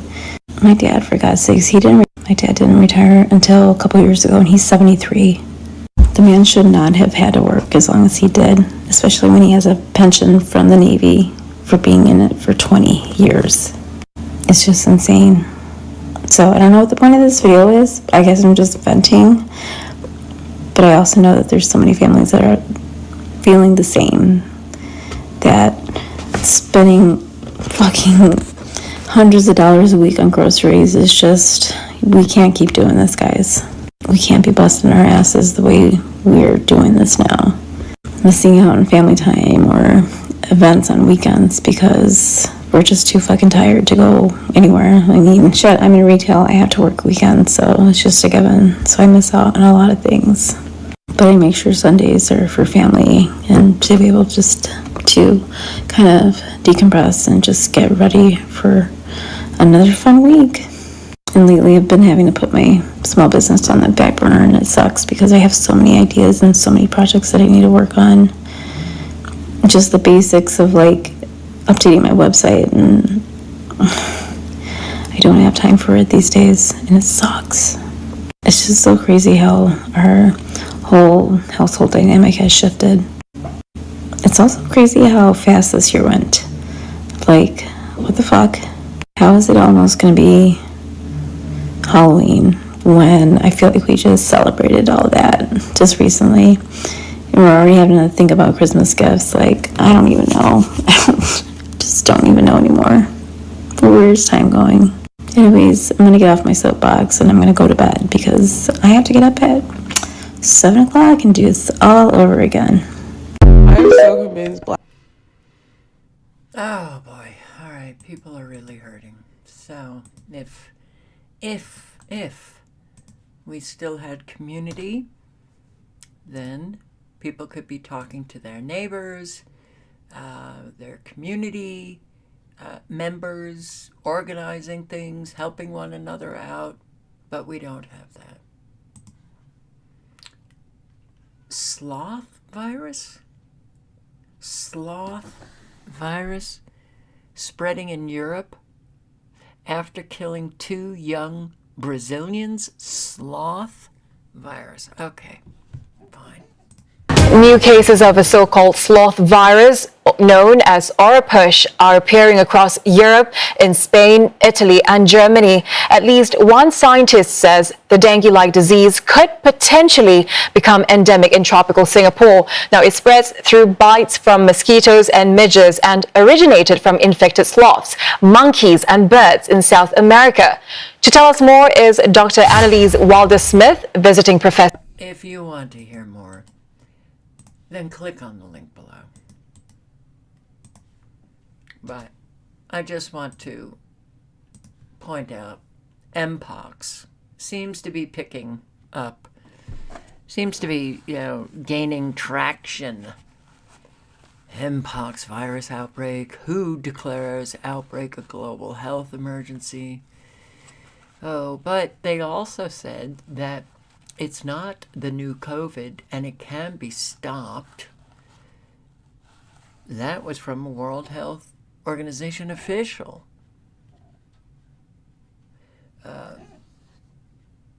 Bavarian Nordic will decide this week on Mpox vaccine ramp up. Is there a vaccine for Mpox? Who can get the shot? All right. Oh, just every now and then, put in a search bar, Mpox. See what mainstream media is doing with this.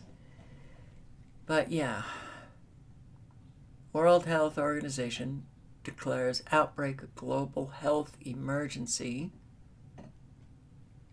but also declares that it can be stopped. Travel restrictions are happening. African health officials call for solidarity, not travel bans, over Mpox outbreak. I saw somebody leave a comment that Mpox, there's somebody diagnosed with Mpox in New York City. Is that true?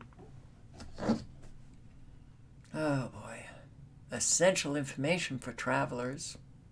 EU raises alert level.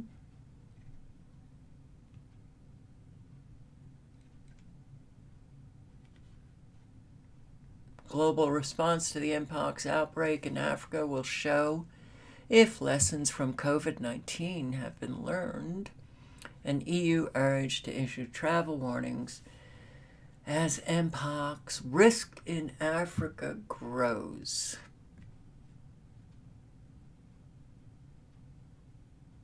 All right, so again, JWTV, link is in the chat. Very good information. Click on the link. I'm going to play a few minutes. We got to get into the secret CDC cover-up and a couple of events that line up with certain things that's going on in the current situations, because you only get dust falling on you in Arizona, in Texas, and other places, Sahara Desert, stuff like that.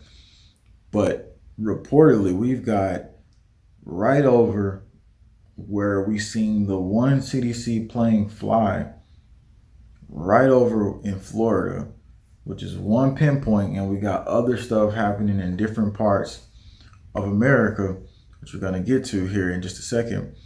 And once again, the insider information we was getting was not an elected sheriff. It was a sheriff deputy with the rank of a sergeant just to clear all of that up. And we'll talk about a little bit of information he's giving out a little bit more. San Maito neighborhood blocked off for hours due to mysterious gray dust. Now, what makes this scenario much different is that we've had dust fall on vehicles before, but this time they needed the police to block off the neighborhood, which is different than the other times, because no other time did we have any response to the vehicles having some type of dust on them. So eventually, though, they come out and say, oh, don't worry, it was just a fertilizer company, and somehow this traveled through the wind and got to your vehicles. Are you really serious? Like, can we really trust these people? Again, like we said, same location where we caught the CDC planes flying. Look at that. And again, you can't track these. Like August 3rd, as a matter of fact, was the last time we could track the CDC planes. And remember, they spray fertilizer all the time. Suddenly it's blowing over and literally attaching itself to cars. No.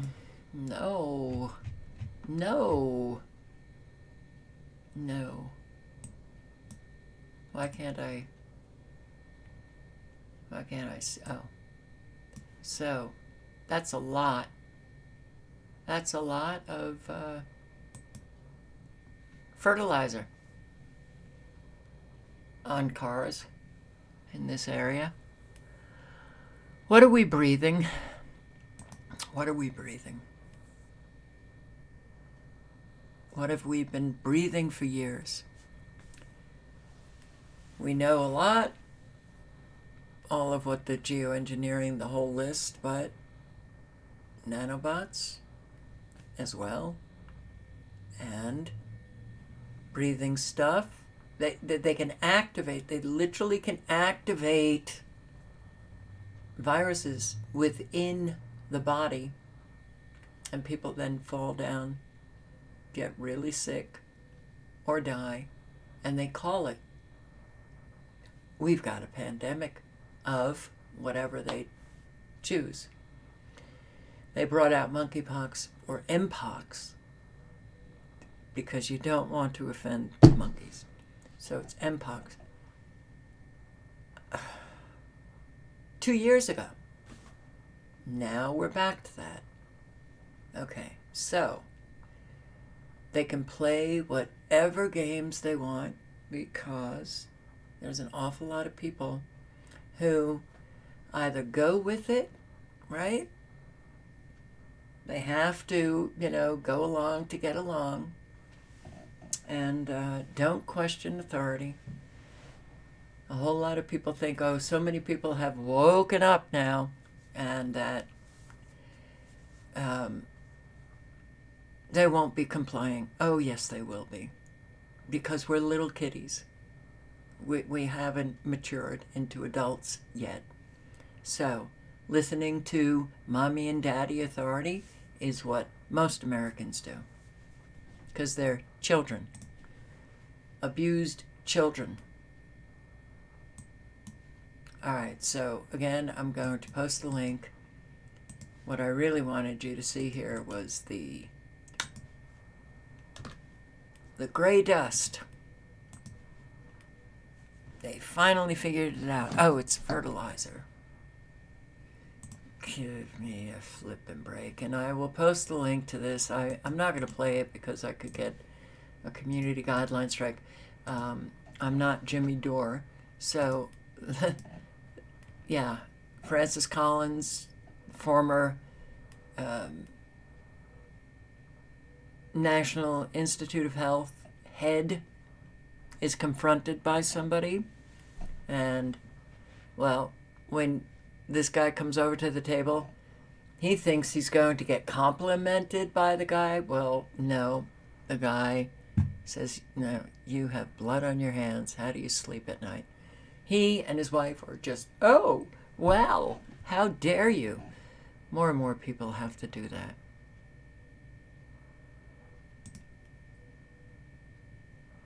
So, also,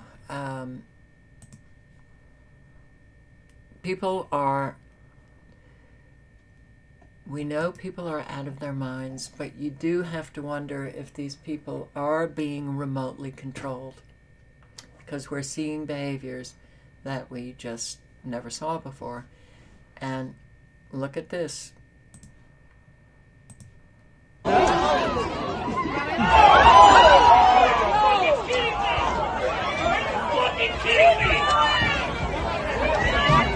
Fucking kidding me! ¿Qué pasó? Se metió un nene.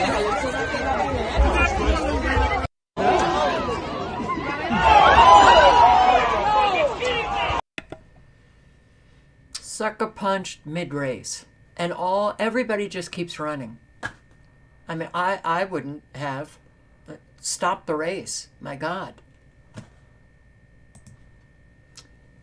Local crimes caught on camera, Seattle. I'm going to post the link for anybody in Seattle or Washington. That's a mini documentary of what's happening in Seattle. Shocking footage shows immigrant pushing man on tracks in London. Oh, the pushing of people onto the tracks. Well, we've got that going here as well, but here, going on in the UK. This is completely shocking, and as I say every single time, it fails to surprise me. In today's video, we will be taking a look at the immigrant who pushed a man on a tube track just for looking at him. There is also a twist in the tale, as he was supposed to be deported due to sex crimes, but it was halted. As I said, it never seems to surprise me at the ongoings in this country with the huge problem with illegal immigration. The same problem that our Prime Minister calls people racist for protesting against. Let's dive into the details. But first, hit the like and subscribe button and join. And if you want to hear the details, the link is in the chat. But yeah, we've got big problems. All of us, especially, in Western countries, it's woman thrown towards Pasadena traffic, beaten on road by stranger. Yeah, the assault took place back on August 7th here at the Allen station, and according to the detectives, the woman suffered very deep cuts to her face and her head that required staples. And tonight, we're told that she is back in the hospital after getting an infection and also running a fever. And that video you mentioned shows just how much she had to endure. This video circulating on social media is now part of an attempted murder investigation. A woman is beaten, dragged, even thrown into the carpool lane on the 210 freeway at the Allen Metro station in Pasadena earlier this month. Detectives call it an unprovoked attack in what has been a year of problems and promises to improve safety on Metro. The recent violent incidents we've seen on our buses and trains are alarming and troubling to every Metro board member. That was Metro Board Chair Janice Hahn after a slew of attacks on Metro earlier this year, including the shooting death of Juan Luis Gomez Ramirez, who was visiting from out of town. But it wasn't the only murder or time crime tape has gone up on Metro platforms. That's why this past June, the board approved a 5-year plan to phase in and create a Metro Police Department. We've heard from riders who've been afraid just trying to take Metro home, bus operators who worry about whether they can do their job safely. And do you think maybe those defund police policies had an effect that was good? Driver returns to crash site, asks forgiveness after car goes through Spring Hill home. He had a seizure. Driver is recovering after ramming a car through a home in Spring Hill. Driver is recovering after ramming a car through a home in Spring Hill this morning. Take a look. The cameras were rolling at the home when the driver came back from the hospital to apologize. News Channel 8's Trevor Sahaki spoke with him. This has never happened at any scene I have been to before. We were speaking with a woman and her son who live inside the home behind me when all of a sudden a man comes up to us, says he was the driver of the car that crashed into the home, gets on his knees and starts asking for forgiveness. It's just crazy. It's crazy. Sorry. I didn't mean to run into your house. What happened? I had a seizure. I just got out of the hospital. I'm so sorry that I hurt anybody. You should not have been driving. I don't have seizures no more. I know. It just came out of nowhere. I know, but you shouldn't have been driving. The man there told me his name was Rudy and he had just left the hospital. The intake bracelet was still on his wrist and he had a wrap bandage on his arm. He said the doctors told him he had a minor seizure. Rudy then said he hadn't had a seizure in 3 years. I find it interesting that the news reporter was right there when the guy comes to ask for forgiveness. But cars are just ramming into homes, a whole lot of them. Woman who threw cat poop in feud with neighbors explains why. It's like a cow pie. Oh, I can't. Come on. It's 7:23. I'm just going to paste the link if you want to check it out. But people are flipping nuts. Woman to be accused of hate crime for saying men can't be women. Kelly J. Keene. Earlier today, which I just really want to ask. I can't remember if I included this in the live stream last night, but I'm just going to post the link because I'm getting mighty tired. Yeah, people are, she's talking about people being arrested for claiming that, how dare they say men can't be women. Okay. This is how far down the rabbit friggin' hole we have been taken.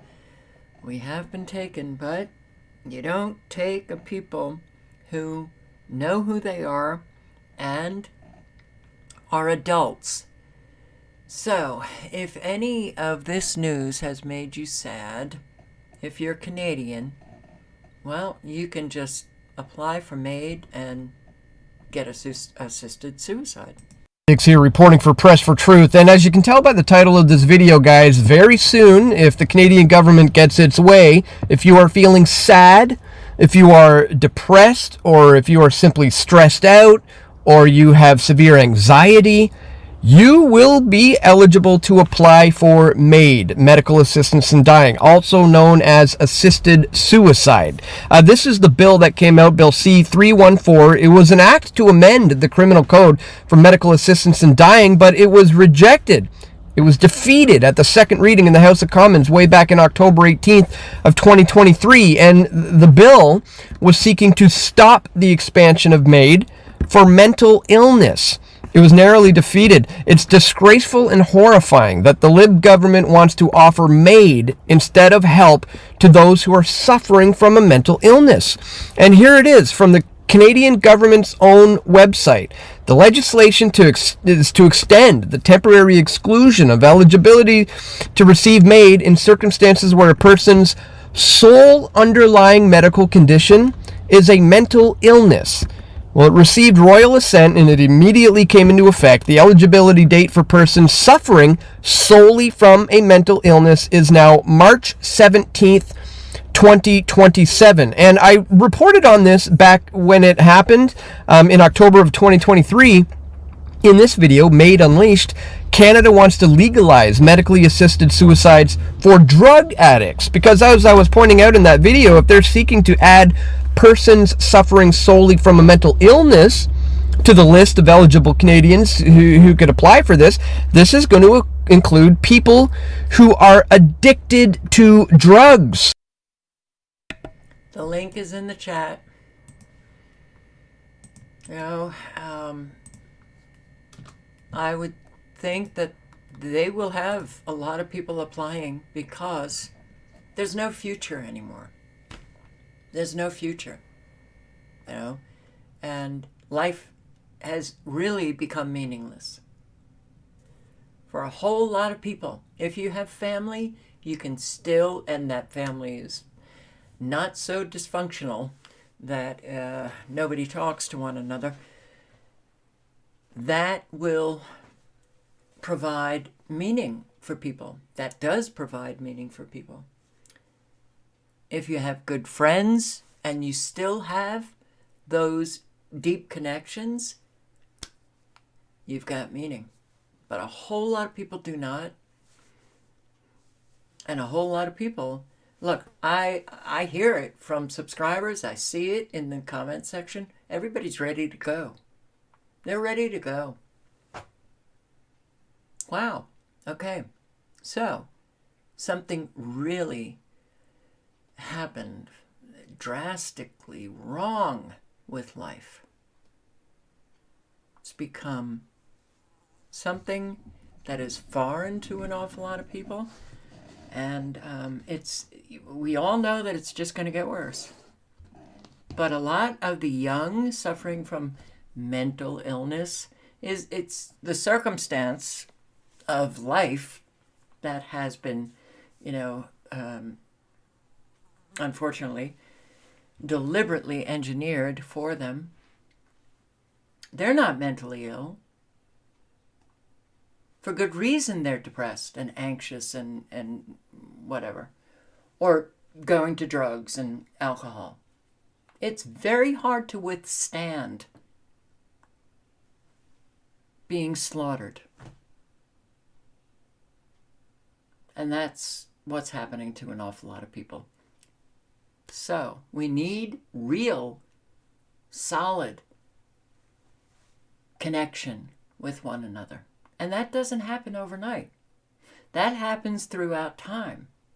We need trustworthy friends and individuals in our life. If we don't have that, then you become an individual that's just kind of lost in the spiral of hell. So, how do you bring about the deep connections, and how do you bring about trustworthiness? You live honestly and you speak honestly, and you don't create drama for people. You clean up your issues, and a whole lot of people have them. There's not one person that doesn't. You do the work necessary to clean yourself up. So, and if you don't, you're just part of the problem. You are absolutely 100% part of the problem. All right. A lot of people out there need help. If you're close to these areas where people are suffering the weather warfare, drive out. There are people out, taking their stuff out of their homes. Lend a hand. Lend a hand. Don't wait for people to ask. You extend yourself. That's what good people do. You extend yourself. So, and for all of you, may you never have to suffer the consequences of what is happening. But a whole lot of you will. So,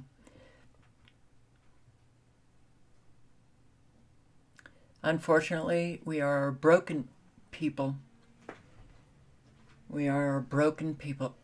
And it's just up to us to mend, to do the repair. Social engineering in reverse. All right, guys. Thank you for showing up. I hope to see you tomorrow night. Stay safe. Lend a hand. Help your community. And on that note, good night and good luck. Ciao.